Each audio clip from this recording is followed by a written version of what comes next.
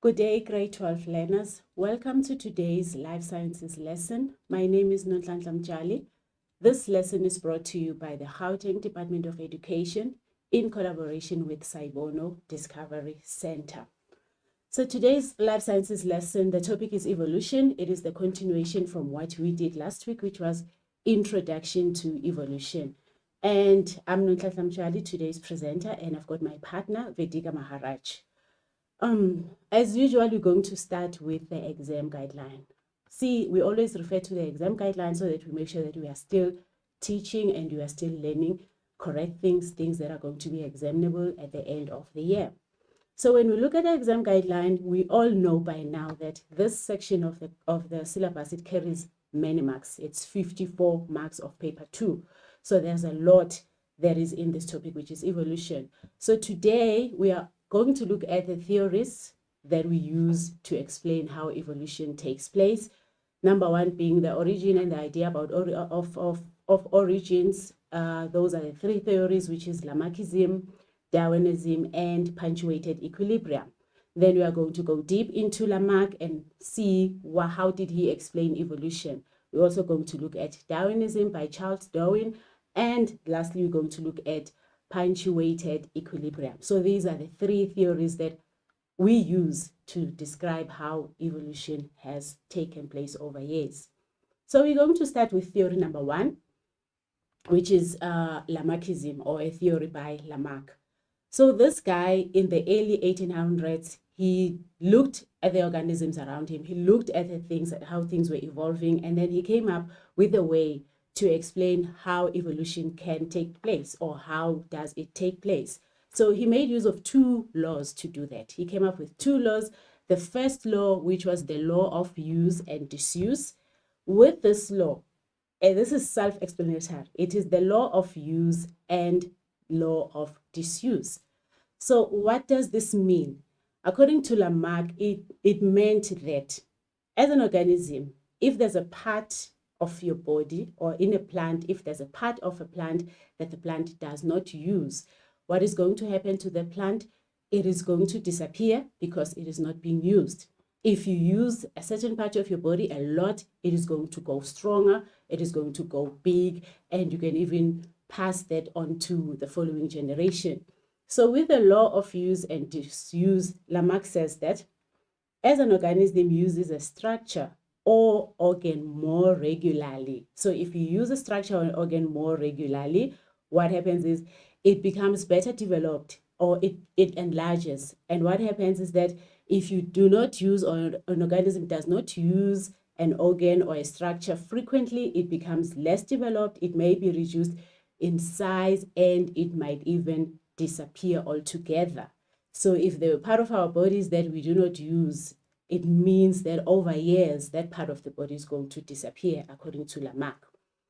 And then the second law was that the inheritance of what? Of the acquired characteristic. So if you go back to the first one, saying an organism uses a structure or an organ regularly, and when that happens, that organ becomes better developed, or it is enlarged. So in other words, the organism has acquired a better developed or an enlarged part of its body. So what is going to happen?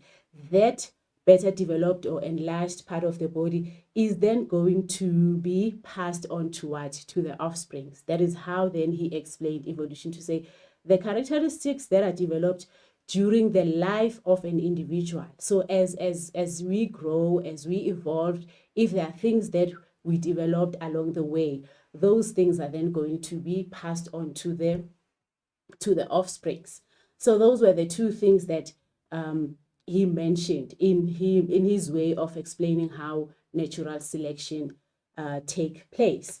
So here I want us to look at the inheritance of the acquired. I just want us to note this word acquired. We're going to talk about it later on, I think on slide number 3, the difference between the characteristic that is acquired and the characteristic that is inherited. Remember, we did this when we were looking at genetics in Mendel's laws and how the alleles are passed on from one generation to the next. And when we look into these two laws, there is no way where Lamarck is referring to an allele that is passed on to the next generation, but he is referring to an acquired characteristic. So in other words, if we always make use of this example, like if you exercise your body in such a way that you develop muscles and you are strong enough to partake in whatever sporting activities, then that acquired characteristic, which is well-built muscles, then that, according to Lamarck, can be passed on to your kids. And in all of that, there is no mention of how the genes take part in that. And from what we learned earlier, we know that it is the genes that control what? The physical appearance. It is not the physical appearance that controls what happens inside the body. So those are the things that you need to note of. And then when he explained how evolution took place, then he made use of the giraffe as an example. In his explanation, he said that at the beginning, all giraffes had short necks. So all of them had short necks. They did not have long necks, but their necks were very short. But then, due to the changes in the environment, so there was no food that they could reach, but the only food that was available was in the trees, like high up in the leaves of the trees, and the giraffes were down there. So the only food that was available, it was at the height that they could not reach. So what happens is then they started to stretch, or they use their necks more. So they started to stretch their necks, frequently stretch and stretch and stretch, so that they are able to reach the leaves at the top of the trees. So because of that, because they were using their neck regularly, they were stretching their neck regularly, the necks eventually became what? They became longer. And then this characteristic of long necks, which was acquired in this way of stretching, then this characteristic was then passed on to the next generation, or it was inherited by the next generation. As a result, then the offsprings that were born or that were formed after that, all of them had long necks. So the reason why the giraffes have long necks now, according to Lamarck, it is because they stretched and stretched and stretched their necks until the necks became longer. Then that is why today we have giraffes with long necks. So when you come across a question that is asked, when you are asked to explain Lamarck, whether it is an application kind of a question or it's just a straightforward question, remember you need to explain it using the two laws. First, you start by talking about the use or disuse of an organ or of the part of the plant or part of an animal, and then you conclude by then saying that organ that was used frequently, that developed organ, was then passed on to the next generation. So first part, law of use and disuse. The second part being the inheritance of their acquired characteristic. So if you look at the pictures on the right here, it shows that originally we said they had short necks, and then they started stretching their necks so that they wanted to reach the leaves at the top. And then because of the stretching, eventually the giraffes had long necks. So then let's look at the question. Let's see if you can apply what we've just learned on this question. So this question is looking at the red-bellied snake and the green tree snake. So there's two types of snakes here. We've got the red-bellied one and the green tea one. They are predators, and they sometimes feed on the cane toads that contain a toxic that may kill them. So they feed on the toads that may kill them. But then the snakes consume the toads to prevent being killed. They consume the toads by swallowing them whole. So in other words, they don't chew them, they just swallow them. So this decrease in the average of the jaw size of the snake has been observed over a period of 70 years. With this change, it was also noted that the snakes could no longer swallow large cane toads, and this has resulted in an increase in the survival of what? Of the snakes. So they are feeding on the toads that contain a toxin, and to avoid getting killed by the toxin, in other words, they don't chew them, they just swallow them whole as big as they are or small as they are. And then because of that, because there was no chewing involved, it means there was no development in what? In the jaw size, because there was no chewing. So then there was a decrease in the average jaw size of the snakes, and this was observed over a period of what? Of 70 years. So because of that reduced jaw size over years, then it was discovered that snakes could no longer swallow large cane toads because of the decreased jaw size, and then this resulted in the increase in the survival of what? Of the snakes. So thus, the first question says, name Lamarck's laws. Remember, I said there's two. First one being the law of disuse, of use and disuse, and the second one being the inheritance of the acquired characteristic. So the first one is law of use and disuse. The second one is the law of inheritance of the acquired characteristic. Then the second question says, how would Lamarck have explained the development of a small jaw size in the snake? How would he have explained the development of a small jaw size? So if we go back, before we look at the answer, we can actually answer this. We're looking at there's two types of snakes. They feed on the toads, but the toads contain a toxin. So the snakes have figured a way of not being killed to say that if they swallow them whole without chewing, then they can survive. But because of that, according to Lamarck, it means that now they were not using their jaws all the time because they were just swallowing without chewing. So the jaws, according to Lamarck, would then have been less developed because they were not frequently used. Therefore, they developed lesser. They become smaller and smaller. And as a result of that, remember, when you look at the second last sentence, it says that with this change, it was also noted that they could no longer swallow large cane toads, and it resulted in an increase in their survival. It was observed that there was a decrease in the average size. So Lamarck would say that because they were not using their jaws frequently, they were not chewing a lot, so the jaws were not used frequently, they were less developed, and because of that, that is why now, today, we have these types of snakes which have a smaller jaw size. So let's look at the answer that is provided here. So here it says, since the snake's jaws were used less because they were not chewing, so they were used less, and then the snakes developed what? Smaller jaws. And the characteristic of smaller jaws was then inherited by what? By the offspring. So the jaws of the snakes became smaller. So in this case, it is just 4 marks. And the question is saying, how could he have explained the development of what? Of small jaws. So the points that are needed here is that because they were using it less, they were not chewing, and therefore the small jaws developed, and then this characteristic of small jaws was then inherited or passed on to offsprings. Hence, at the end, there was a large number of snakes which were seen to have a what? A smaller jaw size. Okay, moving on. So here we're looking at the things that will help you to answer questions. Remember, with questions like this, you can get a question that is straightforward, which you can be asked to explain how Lamarck explained the evolution. That one is simple and straightforward because you're just going to provide the general encounter, what we've said earlier about law of use and disuse and acquired characteristic.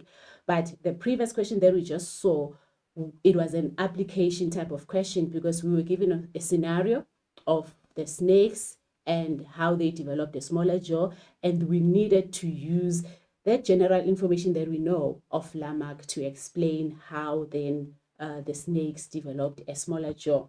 So what is important here is that you need to note the difference. I said earlier, please note acquired characteristic, that we have inherited characteristic, we also have acquired characteristic. With the inherited characteristic, it's the one that an offspring is born with. Remember, I mentioned the alleles and the genes. It is the one that is you are born with, that you've inherited from one of your parents. So these are characteristics that are controlled by genes.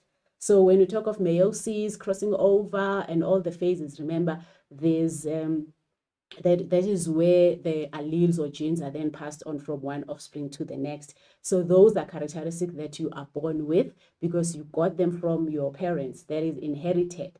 And then according to Lamarck, the acquired characteristic is the characteristic that you are not born with, but it develops through the course of the lifetime. So it's something that you get through, in other words, you decide that I'm going to change this. I want to have long legs. Therefore, you do all the activities that are going to make you have long legs, if that is possible. Then it means that if then you are able to stretch your legs and they become longer, according to Lamarck, then those long legs, we will be able then to pass them on to the next generation. So that is acquired through the lifetime, but it's not something that you were born with. So then here we're looking at the questions that guide you. What are you supposed to look at if you get a question and you are asked to explain Lamarckism? So first of all, you look at what is the original characteristic, and then what is the challenge. So for example, let's go back to the previous question where we were told that they were snakes and they were feeding on the toads, but the toads were what?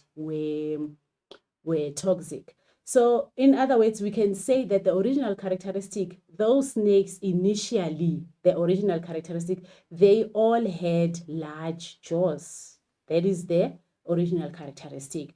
So what was the challenge? The challenge is that they were feeding on what? On the snakes, on the toads, but the toads were what? Were toxic, or they had toxin, they had a poison that will kill them. So that was the challenge, that if we chew on these toads, we're going to be killed.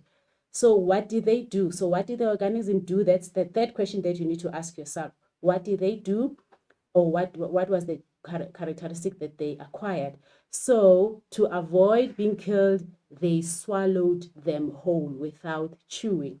Because of that, then the result was that the large jaw which they initially had, because they were using it less, then the result was that they now have what? Have small jaws because it was used less frequently. So then what happened to this acquired characteristic, this small jaw that they now have? Then this small jaw, or this acquired characteristic, was then passed on to the next generation. And what was the result of this? The result was that all the snakes eventually had now what? Small jaws. So you look at the 6 points. What is the original characteristic? What is the challenge? What did the organism do? Or what was the characteristic that was acquired? What was the result? What happened to this acquired characteristic? And then lastly, what was the result of that? So please do remember these 6 points when you are given a question on Lamarck. So then let's look at another question and see if you can apply those 6 points.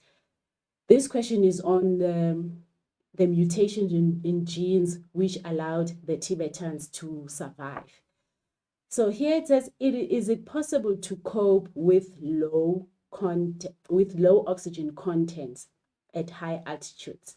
So one way is for the body to produce more red blood cells in response to an increase in altitude. Remember, the higher you go, the lesser the amount of oxygen that becomes available.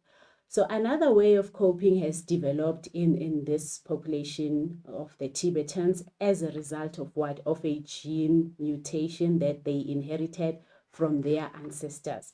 So they inherited a mutation from their ancestors, and this muted gene that they inherited helps them to use low amount of oxygen present more efficiently. Because remember, oxygen, we need it for different functions in our body. So they are exposed to less oxygens, but then they have a gene that allows them to use that less amount of oxygen efficiently. So the mutant gene was found in more than 87% of the Tibetan population and only 9% of the Han population that lived on lower altitudes than Tibetans. So the Tibetans, most of them had the mutant genes, but the other population which lived in the same area but in lower altitudes, there was only 9% of the population with this mutant gene. So then the question is, describe how Lamarck then would have explained the survival of the Tibetans. Remember we said what was the original state. So here we can say that according to Lamarck, or we will say that at first the Tibetans, they all had the same amount of red blood cells. Maybe they had more red blood cells than they needed. This is according to Lamarck. But then the change was that there's low oxygen. The change is that there's low oxygen levels where they are. So because of that, they were not using more of their red blood cells. So because of that, the number of red blood cells, what happened to it? It became lesser and lesser. And then at the end, you find that most of the population of the Tibetans had less red blood cells. This is me applying what Lamarck could have said. But let's look at the answer that is provided here. It says, originally, the amount of red blood cells were all similar. Okay, all the humans or the Tibetans, they had the similar amount of red blood cells, or we can say that they did not produce a large number of blood cells. So this is point number one, the origin. And then what happened? What was the change? So the change in this case is that there was low oxygen content at what? At high altitudes. Or the red blood cells tried to increase the amount of oxygen that is being absorbed.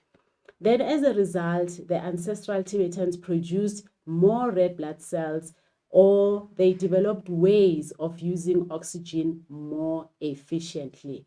And then to increase the availability of oxygen that is available to the body. So this acquired characteristic was then passed on to offsprings, and all Tibetans now produce more red blood cells, or they use oxygen more efficiently. So he said, when we explain what could have happened to the Tibetans using Lamarck, we are saying the amount of red blood cells was similar in all of them. And then as a result of the low oxygen content, they tried to increase to produce more of the red blood cells. And this was because they wanted to increase the amount of oxygen that is available for the body. And then because of the acquired characteristic, which was the more red blood cells, then this then was passed on to the offsprings, and all Tibetans now produce more red blood cells, or they use more oxygen efficiently to survive at high altitudes. So that is the first theory. And then before we go on to the second theory, there were reasons why this law or this theory of Lamarck is not used nowadays. It was rejected because of the following reasons. You will get such a question. You will be asked, why was Lamarck's laws or Lamarck's theory of evolution rejected? Number one is that there is no evidence that the acquired characteristics are inherited by offspring. There is no evidence that if I exercise, if I take care of my body and I'm fit, being fit is going to be inherited or is going to be passed on down to my kids. So that was the first reason, because there is no evidence of that. Secondly, organisms do not evolve because they want to, but these changes, they take place randomly due to mutation. So if there are changes that takes place while evolution is taking place, those changes are not the changes that we decide, or whatever organism or plants decide that, no, this is how we're going to live now. And whatever changes that take place, they are mainly due to mutations. And then thirdly, an organism cannot change its DNA. Remember, whatever a person, I'm going to refer to a human being, whatever you do to change your physical appearance, that does not affect the way your DNA is made. So it does not affect your genes or your alleles or your DNA. So you cannot change your DNA. And lastly, according to Mendel, it is the genotype that determines the phenotype and not the other way around. So whatever you do to change your physical features, if you undergo a plastic surgery because you want to reduce the size of your breast, that does not necessarily mean that now you have a gene for smaller breast, which is now going to be passed on to the next generation. It does not work like that. So what you do on the outside does not influence what happens on the inside. So then these are the reasons why the theory of Lamarck was rejected. So remember the 4 points. Then the next one is then the theory of evolution by Darwin, Charles Darwin, who published a book in 1859, and the book was On the Origin of the Species by Means of Natural Selection. So this is the one theory that we refer to a lot. This is one of the theory that is used to explain how evolution takes place nowadays. So his theory of natural selection, again, it has two main points. Point number one is that the species were not created in their present form, but they evolved. So we're not created in the present form, but evolved from the ancestral species. So on the diagram here on the right, if you look at the evolution of whales, he says species were not created in their present form. This is the present form. This is how the whale look like now, but evolved from an ancestral species. But when you look at the ancestral species of the whale, it looks like this. So the changes that took place throughout, so they were not originally like this, but this is how they look like, and through the years. And remember, this evolution takes place over millions and millions of years. It is not a process of a 1 year and then the following year we have a new species. It's a gradual process that takes place over 1 million of years. So then this is why he said they were not created in the present form, but they evolved from the ancestral species. Then he also proposed then the mechanism of evolution, which he termed natural selection. So this is what we are going to look at, natural selection. Okay, then the next one, the points that you need to remember in natural selection is that we always talk about variation to say in a population or among species, there's variation. We've got, like in a human population, there's variation. We've got tall, short people. We've got people that are light skinned, people that are dark skinned, big eyes, small eyes. All those, that's the variation that we are referring to. We've got here, there's butterflies, some are brown, some are yellow. That is the variation that we are talking about. And then in an environment, there's always a selective force. In this case, in this diagram, it is a competition. It can be competition, it can be the change in the climate, it can be anything, but that is the selective pressure in the environment. And then this selective pressure will then force organisms. That's when now we get differentiated within the way that we are variated. Some of us, or some of the individuals, or some of the plants or animals, they have characteristics that are favorable, and some have characteristics that are unfavorable. So whatever environmental pressure or selective pressure that takes place or force, then it favors now those with a favorable characteristic. So if you have a favorable characteristic to survive those changes, then you are able to reproduce, and then that's how then nature selects. So those with a favorable characteristic are selected because they are more suited to survive in that change. So this one shows the diagram variation of the butterflies, that they were yellow and brown. There's yellow and brown butterflies in this population, but then there's overproduction of the offsprings, which then leads to competition for survival. In this case, the competition for survival, you can see in the diagram. So then when they compete for survival, also there's predators in this case, which are birds that feed on these butterflies. So the individuals with favorable characteristics are more likely to survive, to pass on the genes to the next generation. So if you look at the diagram, the last diagram shows that there's more brown butterflies than yellow ones. So when we go back to characteristic, we will say that it means that the ones that are yellow in color have an unfavorable characteristic. than the brown colored ones. The brown colored ones are able to survive, probably because they are able to blend in the environment. See, they are brown, they look like the brown trees, whereas the yellow ones, they stand out, so they can be easily identified and be eaten by the birds. Then over many generations, there's a change in the allele frequency. There will be more butterflies with brown color than the ones with the yellow color. So then we're going to look at the general explanation of natural selection. This is taken from the exam guideline as it is. This is straight from the exam guideline. It's a general explanation of how natural selection takes place by Darwin.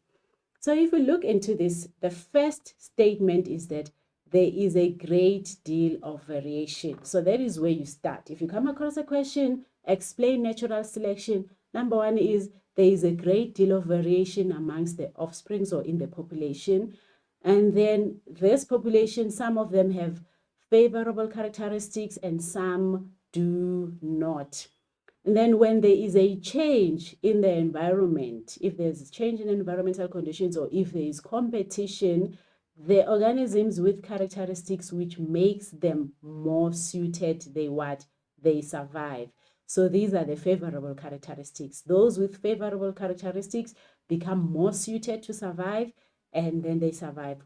While the organisms with unfavorable characteristics, they are less suited, therefore they die. So the suited ones survive, the unsuited ones, they die. Then the organisms that survive will then do what? They reproduce. And when they reproduce, they pass an allele for the favorable characteristic to what? To the offsprings.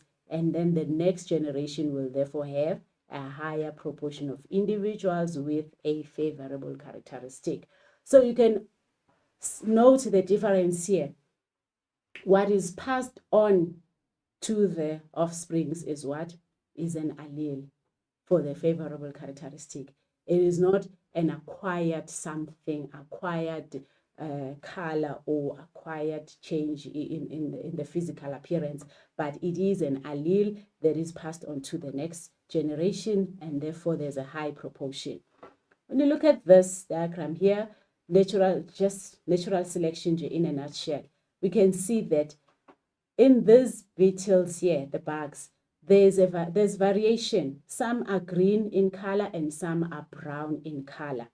But when you look into this, the ones that are green in color are eaten more by what? By the birds. So if we're going to explain this using natural selection, we'll say there's variation in the beetles. Some have favorable characteristics and some do not. Oh, when you talk about variation, you will be specific to say some are green colored and some are brown in color.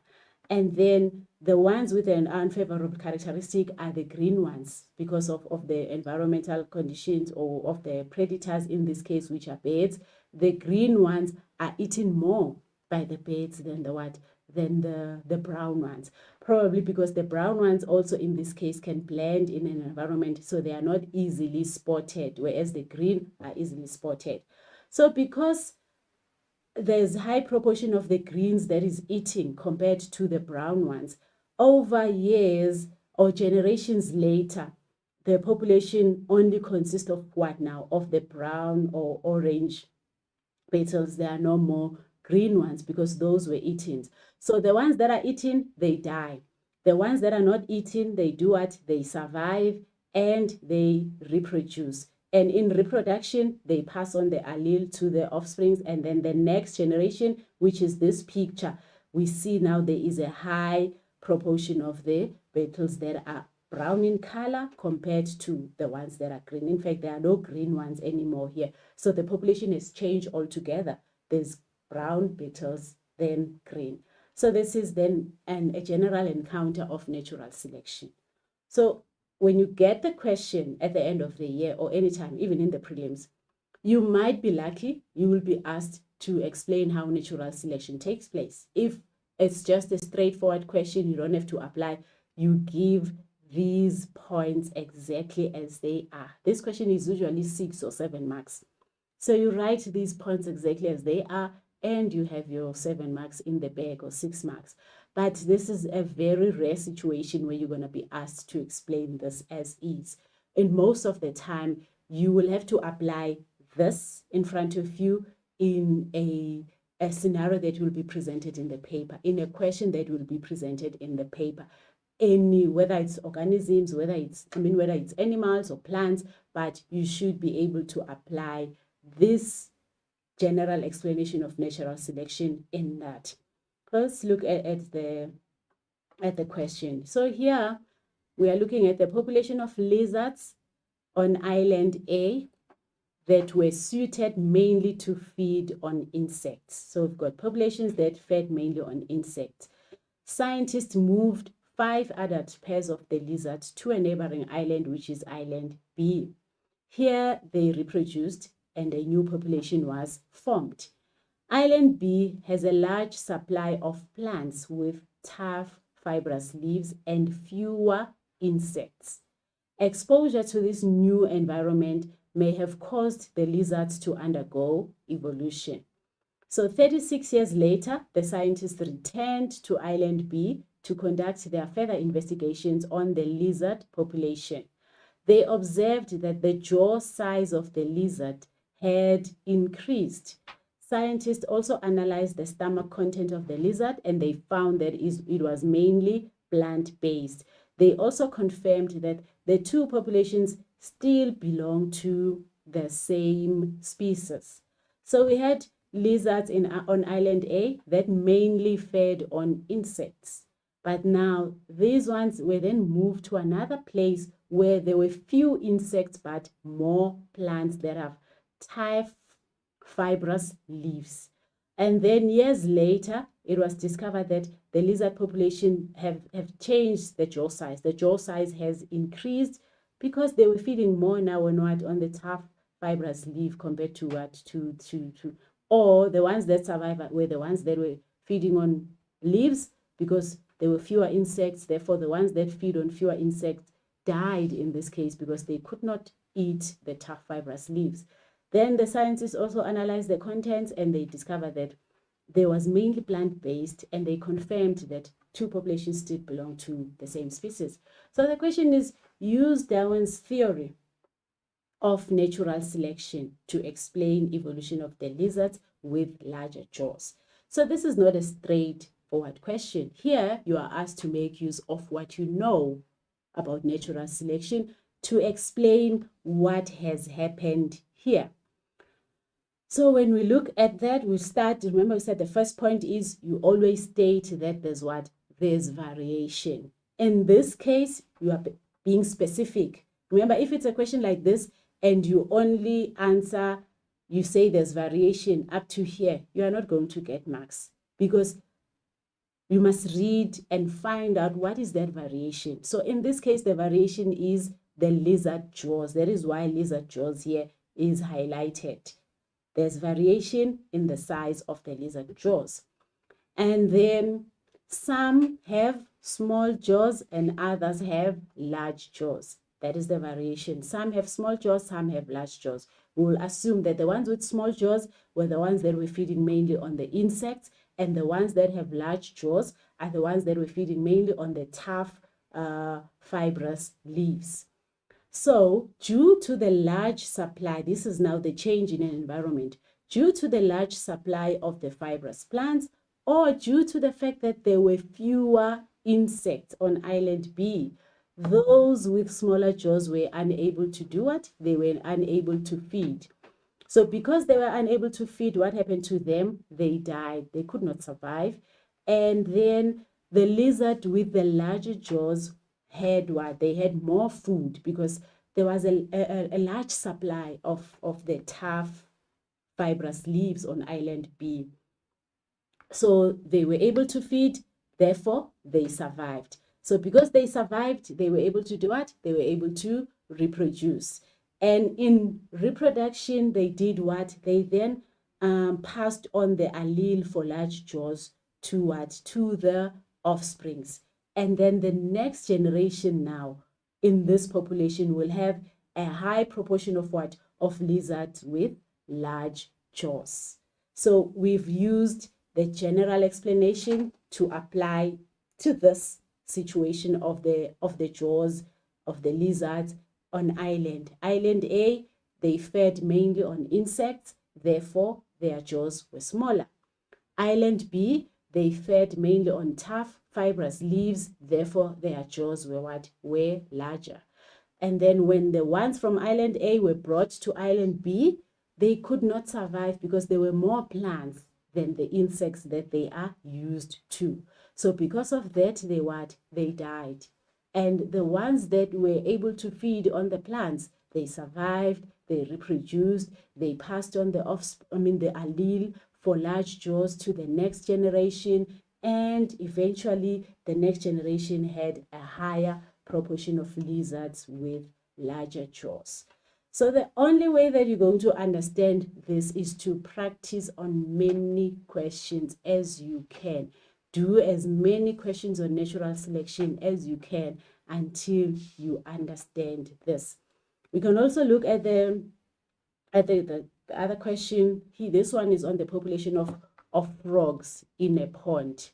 The frogs may be darker or light in color, and the population of herons, which are long-legged water birds who feed on the frogs, lived in the same habitat. So this is the habitat in a pond where the frogs lived. Some frogs are dark, some frogs are light, but then there's also birds that feed on these frogs in the same area. So over a period of time, the water in the pond became dark in color. This caused the population to change over a period of 4 years as shown in the diagram. So if you look at the diagram, year 1, we have variation in the frogs. We have the dark colored, we have the light colored frogs. Year 2, we still have that variation. Year 3, the number of black frogs or dark colored frogs are increasing compared to the number of what? Of the light colored frogs. Year 4, the whole population is now having what? Dark colored frogs. So again, here use the theory of evolution to explain how the frog population changed over 4 years. So again, we start by saying there is variation. What is this variation? Some frogs are light colored, some frogs are dark in color. And then that is variation number 1. And then what is the change in the environment? The change was that the water became darker in the pond, and then this meant that the dark colored ones were able to hide. They could camouflage. They were not easily spotted by the birds, whereas the light colored ones in this case were easily spotted, so they were eaten more compared to the dark colored ones. So because of that, the light colored frogs died, the dark colored frogs survived, they reproduced, they passed on the allele to the next generation. Hence in year 4, now there's what? There's only frogs that are dark colored. So number 1, like I've said, there's variation in the frog population. What is that variation? The variation is that some are light in color and some are dark in color. And then the ones that were light in color were not camouflaged. So the ones with the light color, they had an unfavorable characteristic because they couldn't camouflage. And then the ones, they were more visible, they were eaten, and they did not survive. Whereas the ones that were dark in color were able to camouflage. So the dark color was a favorable characteristic because they could camouflage, they were less visible, therefore they survived because they were not eaten. So the frogs that survived reproduced, and they passed on the allele for dark color to the offsprings, leading to a population of dark colored frogs after 4 years. That's how you get your 6 marks. So already we've looked at 2 different questions using the same general information, and we were able to answer these 2. So what is important is that you need to identify what the variation is, identify which characteristic is favorable and which characteristic is unfavorable. Once you are able to do that and you note what change is taking place in the environment, then you will be able to then tell which one survives, which one does not survive, and which one passes on the characteristic to the next generation. Because if you get a question like the one in front of us now, and you are asked to explain how natural selection had taken place, if you give that general explanation that is on your exam guideline, you don't get marks. You will get 0 out of 6. Because the first thing that we are looking for is that you were able to identify that this is a frog population and the variation is with the color. And then from there, you are able to explain using what you've said in the first 2 sentences. So the first 2-3 sentences are very important, because that is where you tell us what the variation is. That is where you tell us what type of variation and how does this variation, or how do these characteristics, which one is a favorable one and which one is a not so favorable characteristic. Then the last theory that we are going to look at today is, for now, it's the one that is called punctuated equilibrium. By these 2 people. This one was was discovered or was formulated in 1972 by Eldredge and Gould. Remember, the names are not important, but you might be asked in question 1, where there's matching columns, which who came up with this punctuated equilibrium, and then these 2 names might be there. So you need to know at least that it was Eldredge and it was Gould in 1972. So how did they explain evolution? Okay, these 2 people. When you look at punctuated equilibrium, it's more on how the pace at which evolution takes place. So we're looking at the speed at which evolution takes place. That evolution involves long periods. According to punctuated equilibrium, they said it involves long periods of time where the species undergoes little or no change at all. And that long period where there is no change, that period is known as equilibrium. But then these long periods where there is no change, they alternate with short periods of time where there's rapid change that occurs. There's quick change is taking place in a short period of time. And then through natural selection, during which a new species may form in a short period of time. So that is how then they explained a punctuated equilibrium. It is characterized by a period of no change or small change, and then short periods where there's more change. So if you look at the 2 there's this diagram, the horses, the first line and the second line. The first line, it shows that gradual change. You can see as a gradual change in the size. We started with a small horse there. Gradually over years, it changes and it becomes big, as you can see in the last picture. Whereas with the second picture, this is now punctuated equilibrium. For years, the size of this horse remained small. You can see that it remained like this for years. And then all of a sudden, within a short period of time, there is this new species now. There is a big horse at the end. So this is how we explain punctuated equilibrium. So there's punctuated equilibrium, and then there's gradualism. So if you go back to Darwin, natural selection represents what is called as gradualism, because it takes place over years. I know in the question that we looked at year 1 and year 4. That was a short period of time. It was mainly for the question. But such changes, they take years and years and years. It's not within the period of 4 years or 5 years, but it takes longer for a population to do what? To change. And then there is gradualism, there is natural selection. Whereas with punctuated, we've got a long period where there's nothing that takes place at all, and then we've got a short period where there's drastic changes. So let's look at gradualism and natural and punctuated. I said gradualism, this is natural selection. So when you are asked what is natural selection, is gradualism. So this is a slow, gradual change, and gradual changes in a species occurring as a result of a series of what? Of small changes. So it's a accumulation of the series of small changes over a period of years, and then it changed. So if you look at the diagram here, we started with a mouse. a mouse at the bottom.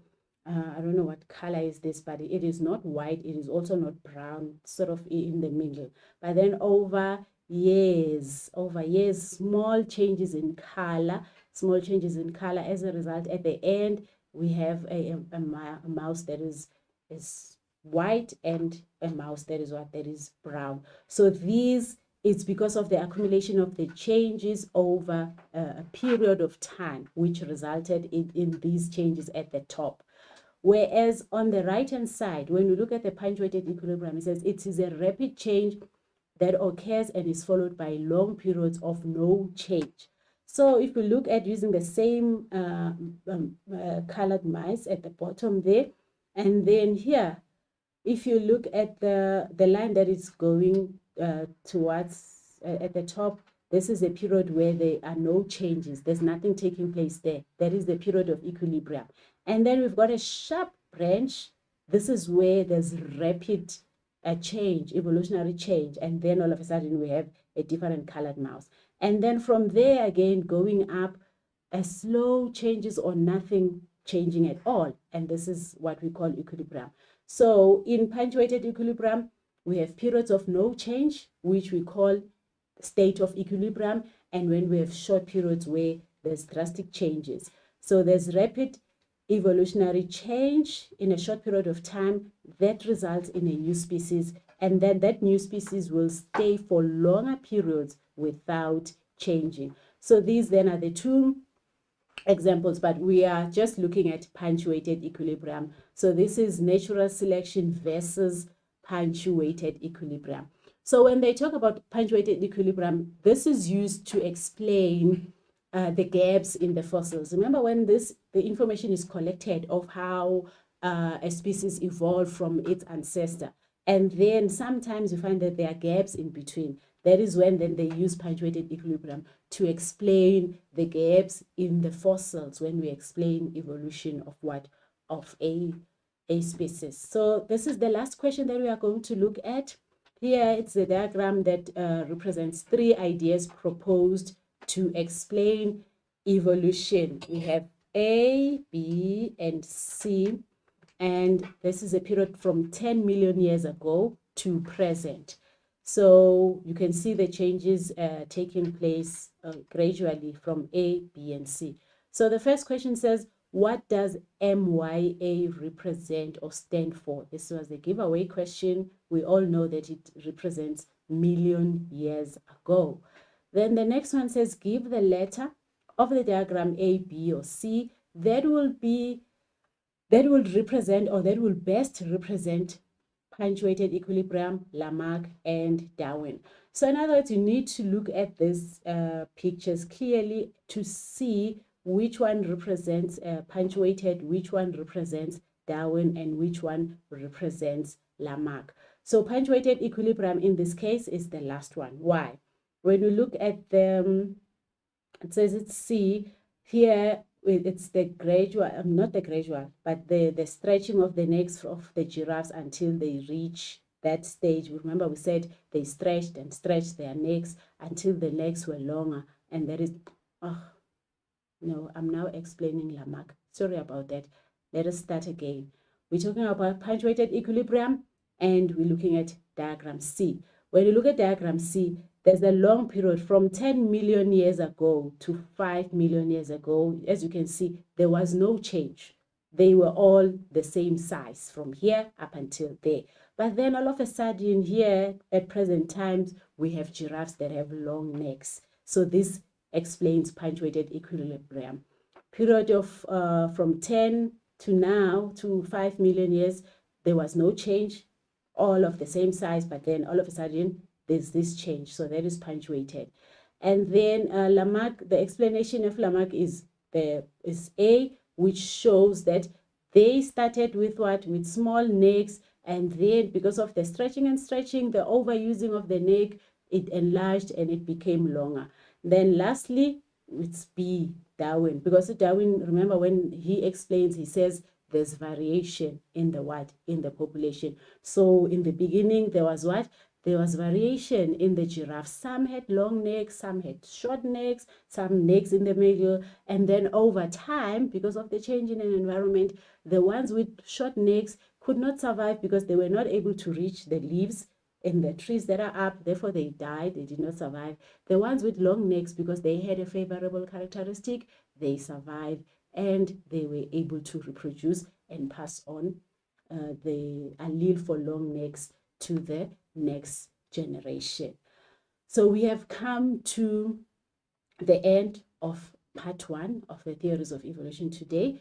Vediga is going to take you to the next section of speciation and artificial selection.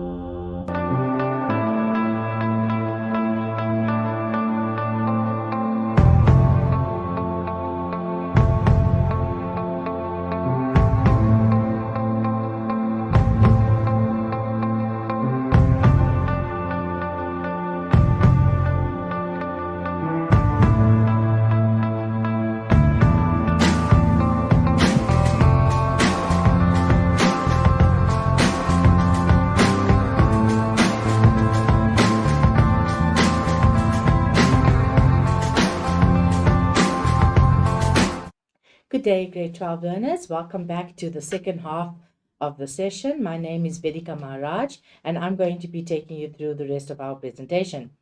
So once, as always, we start with the examination guideline. Please remember that this is a very important document, and it gives you an indication of the subtopics that need to be studied. It also gives you the information of which topic belongs in which question paper, as well as the mark allocation.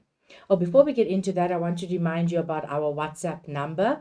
You can please WhatsApp your questions to 079 454 9535. And please remember to not send any pictures or media. Ask a specific question and we will answer you. Right, so let's have a look at the examination guideline. For this particular section of formation of a new species, you need to understand the definitions and the concepts of a species and speciation. Then we're going to look at geographic isolation, and lastly, geographic isolation in one of these following examples. I want to bring your attention to this bullet, the third bullet over here. You can see there that there are actually many sub-bullets here. And if you look at them, you'll see, take note of them. You'll see them later on when I'm going to explain them. But you'll see that this part on speciation through geographic isolation, it's word for word, the way the question can ask you, it will be word for word the way it is here. The same as Nonhlanhla mentioned about natural selection. Right, so first let's have a look at terminology. These four terms are very important, and the main ones that are confused by learners are these two: species and population. Right, these two terms are used interchangeably, so we need to go through them and really understand what are the differences between these two words. So first, with the species, it's organisms that have the same characteristics, capable of random interbreeding and producing fertile offspring. Okay, so these are organisms that look the same. They are able to mate with each other, okay, and interbreed. They're able to breed with each other, and then they will produce fertile offspring, which means that those offspring will also be able to reproduce. Now, what is a population? A population are individuals of the same species which are living in the same area that can randomly interbreed. Okay, so in other words, you can have a species that that live in different parts. Okay, say for example, like if you look at humans, for example, we are humans. Our species are Homo sapiens, and we are living in Gauteng province. Some of us are living in the Eastern Cape, but we are still able to interbreed, right? So when we are looking at a population, we are looking at that same species, but in a particular area. So if we are looking at a population, the population of Gauteng, for example, then we are looking at that group. So if we look at the diagram, bring your attention to the diagram I have over here. The first one at the bottom is showing you an organism. Okay, so this organism is of a particular species, right? And then we have here, the second one is in population. So you can see that all these animals within this sector here, in this little division here, they're all the same species. So they're saying that these are able to breed with each other, but they are in a particular area. Okay? Then the other two you would have remembered from grade 10. Actually, species and organism are also terms that you heard for the first time in grade 10. If not earlier, but in life sciences grade 10, you definitely did them. So then we have a community. So in a community, we have groups of different species. So you can see there, we have we have these different animals. We have the zebra, we have the wildebeest, and we have lions, we have vultures. Okay, and then afterwards we have an ecosystem, and that is where the different organisms are. The different organisms are and the relationships between them. But I just wanted to show you where the species and population fit in to this whole ecosystem. Right. So the key words here to remember is that in the species we are looking at same characteristics, interbreeding and producing fertile offspring. Whereas in a population, we are talking about the same species living in the same area, but we must also include that they can randomly interbreed. Okay. Right, then we look at speciation. Now, what is speciation? How does this differ from what we've been speaking about? This is an evolutionary process by which the populations evolve to become distinct species. Okay, so this is when we have formation of a new species, right?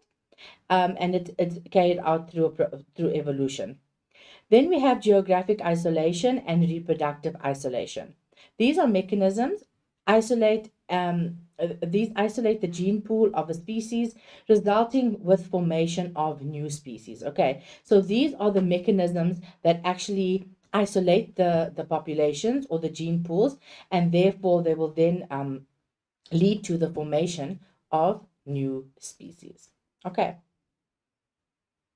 Right, so I'm using this diagram to explain speciation. So what we have here is that we have a particular population, okay, of, it looks like it's a beetle, right? And then you can see here in this particular diagram, you can see that they all look very similar. They have similar characteristics. If you look at the first one, let's just look there. That's the original population. It's a population because it's a group of beetles of the same species and they are in a specific area. Okay, that's the original population. But now what happens in speciation is that this original population gets divided into two or split into two. And what is causing the split? In this instance, the split is caused by this river. Okay, it's the blue stripe that is indicated here. So this is what is causing the population to be split into two, right? This can either be a river, it could be an ocean, it could be a mountain range. It's anything that's a geographic barrier, something that is there that is going to be there so that it splits the population into two. So the second diagram is showing us the formation of the geographical barrier. In this instance, it is the river. Right, so now what do we have? The river causes the two populations to be separated from each other, and there is no gene flow, meaning that these organisms cannot interbreed. So there is no flow of genes, because once they interbreed, remember, they're going to exchange genetic information and then we're going to have a gene flow. But in this instance, because of this river, they cannot interbreed. So there's no interbreeding happening, right? And no gene flow between these two populations. There are two populations. Remember, look from the beginning. I'm not talking about species here. I'm talking about populations. Okay, it's very important that we remember that. Then you can already see that these two populations are starting to change. Okay, they're looking different because on either side of the river, these populations are going to be experiencing different environmental pressures, okay, or environmental changes. And that is going to cause them to go through natural selection, which Nonhlanhla spoke about earlier. They're going to go through natural selection independently, okay? So this population is going to be exposed to specific conditions, and they're going to evolve and then change, and then this population is going to be exposed to different conditions. Okay, and that is going to cause them to change phenotypically and genotypically, and then we're going to result in the formation of a new distinct species. Okay, so you can see here they are now different from the original population. Okay, right, so let's look at this. This is the diagram to explain it, but let's look at what are you going to be asked if you were asked to describe the mechanism of speciation. So if you were asked to describe it without an example, okay, this is what you would say. And you'll take note while I'm going through it. If you've got your examination guideline with you, look at your examination guideline on the topic that says geographic speciation and look how the bullets are actually the same. So the first one says that if a population of a single species becomes separated by a geographical barrier, it can either be the sea, river, mountain, lake, then the population splits into two. There is no gene flow between the two populations. Since each population may be exposed to different environmental conditions or the selection pressure may be different, natural selection will occur independently in each of the two populations, such that the individuals of the two populations become very different from each other. genotypically and phenotypically. Even if the two populations were to mix again, they will not be able to interbreed. Yes, that's an important point that I didn't mention earlier. It's that when you have to bring these two populations back together again, remember they were the original population where they were able to interbreed. But once they were split, over time they were changing. And now that they change into a different, distinct species, now if you actually have to put those two populations together, they will not be able to interbreed. And that's when we come to our last point that says the two populations are now different species. So let's look at an example about applying this recipe. Okay, so like I said, if they're going to ask you to just describe the mechanism of speciation, you would give those bullet points, and it will be about 6 or 7 marks, okay, which are awesome marks that you can just study off by heart. But unfortunately or fortunately, majority of the time they're going to give you a specific example. So you need to take that recipe or that template, and you've got to apply it to the example that they're giving you in the question. Okay, so this one we are looking at the DBE paper 2 November 2020 paper, where we are talking about pottos and lemurs. They are small mammals. Okay, so they're telling you firstly that we are talking about pottos and lemurs. Okay, scientists believe that pottos and lemurs share a common ancestor that existed in Africa. Presently, pottos only occur in Africa, while lemurs are only found in Madagascar. Okay, so we have lemurs here and we have pottos here. Okay, and Madagascar is an island of the east coast of Africa as shown in the diagram below. Okay, let me just go back to that one quickly. I want to just explain to you that over here, they're showing you that there's the east coast of Africa, right? And then they're showing you that there's the Indian Ocean here between. So they're saying that originally the common ancestor was here. Okay, the common ancestor existed in Africa. But now the common ancestor of these organisms, okay, was on Africa. But now we find that we only have pottos in Africa, and we have lemurs in Madagascar. Okay, so how did this happen? The first question is asking, describe the speciation of the pottos and lemurs to become different species for 6 marks. So you're telling you that you need to describe how the pottos and the lemurs became different species from the common ancestor. How did they now become different species? Right, so let's look at the recipe. On the left-hand side, I've got the exam guideline, okay? It's going to give you the bullet points, and then on the other side, how are you going to apply to the question? So exam guideline is basically what you're going to have to try to remember when you're in the exam or when you're faced with this question.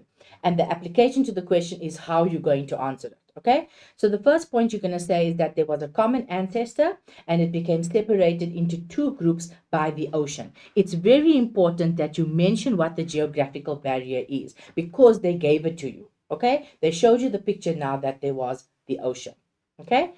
And please note that when they have an asterisk like that, that means it's a compulsory mark. Okay, I'll explain to you that a little bit later. Then you say there is no gene flow between the 2 groups, right? So you can see that that is actually the same as what was being said on the other side. Okay, so that one, there's nothing to change. The next one, each group experienced different environmental conditions. Okay, also the same. Then they underwent natural selection independently. Okay, we are also talking about the natural selection occurring in the 2 groups. Then the individuals in the groups became different. Once again, we are also keeping those ones similar. They changed genotypically and phenotypically, yes, which is also similar. And then the last point is that we are saying that when they change, they have now formed the pottos and the lemurs because they originally told you what the species are. So you need to mention those, and that's another compulsory mark. Eventually, if the 2 groups are mixed again, they cannot interbreed or they cannot produce fertile offspring. Okay, so now you can see that how you actually have to apply this question to what was given. But I just want to bring your attention to something. you must be specific to the example in the question, as I mentioned. And it's important to understand that the two species originated from a common ancestor, right? And then due to speciation, they became different. Okay. So the first thing to understand is that it was not the pottos and the lemurs that were separated. It was the common ancestor. Just want to go back to that part. Okay, this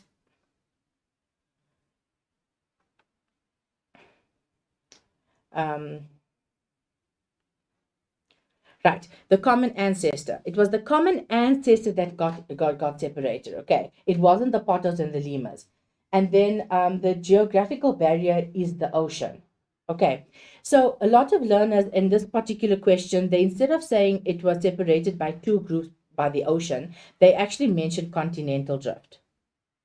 Okay, but it's important for you to understand that continental drift is a process. Okay, it is not the geographical barrier. It is the process that is actually going to cause this to happen. Okay, so because continental drift occurred, that's how we had the formation of the ocean there that was separating them. So the barrier is the ocean.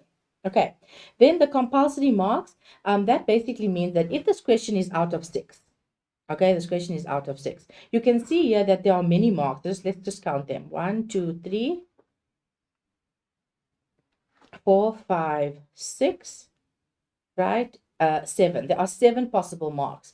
But if you don't have the 2 compulsory marks, you will still only get 4 out of 6. Okay, you need to get those 2 compulsory marks to be able to get 6 out of 6 for this question. Okay, and that's where learners lose marks because they don't apply it by talking specifically about what the barrier is and then how they are actually, what are the species that are going to be formed. Right, then we are looking at a recap from grade 10 and also a recap from last week, actually, where the other 2 presenters spoke to you about continental drift.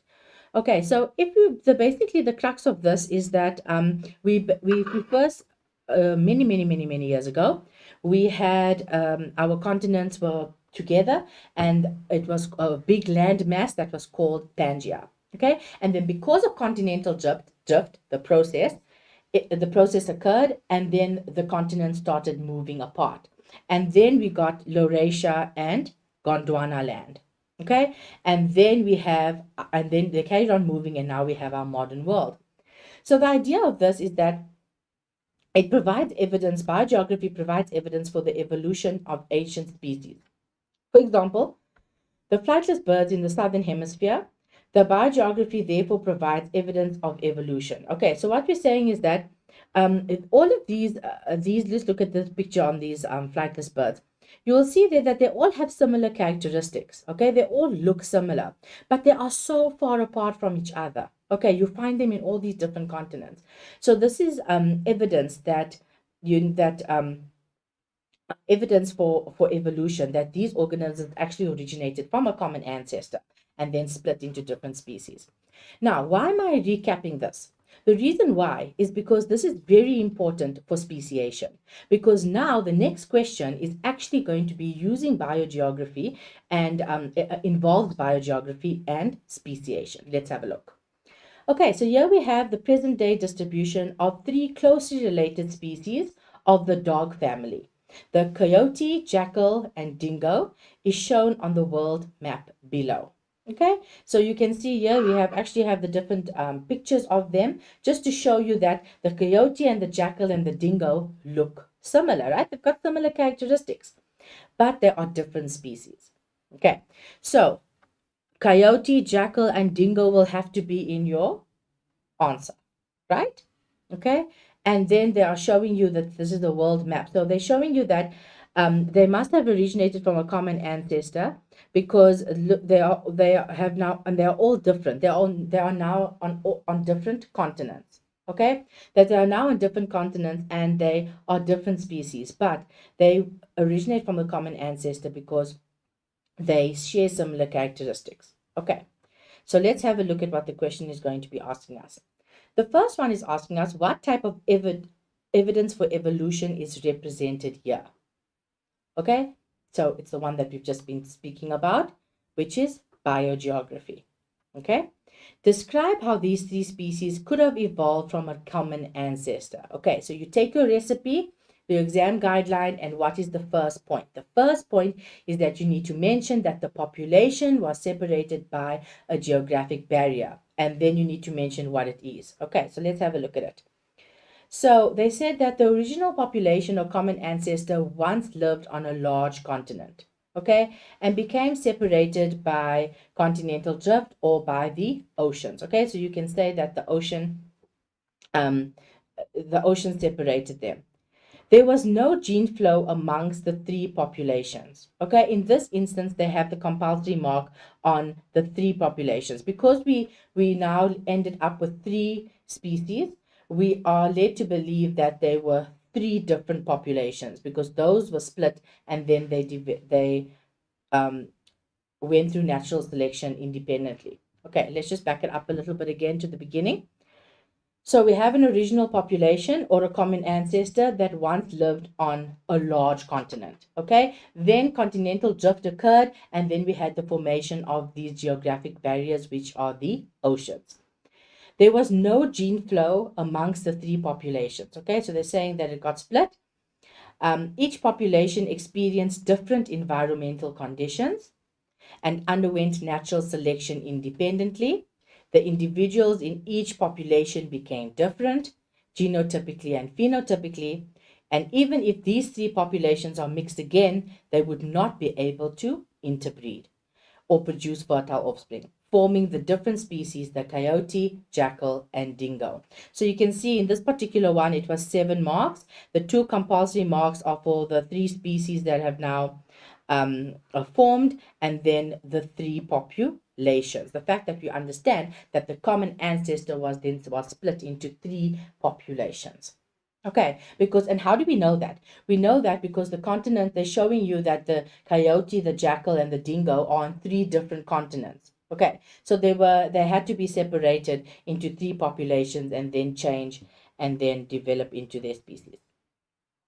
Right, so other speciation examples that you need to know about, these are the Galapagos finches, okay, and the Galapagos tortoises. Okay, you can also see that they originated from a common ancestor and then they changed. They look slightly different, okay, here and there.